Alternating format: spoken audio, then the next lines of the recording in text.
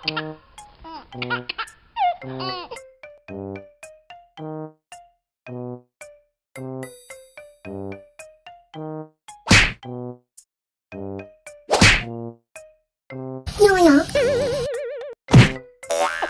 His madam. Ano sa mga madam?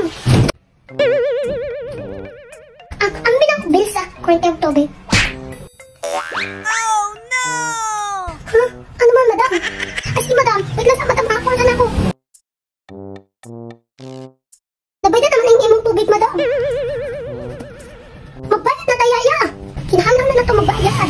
Wala na akong sabot ang dugpol tayaya. Kinahanglan na na ito magbayad. Exceeded na.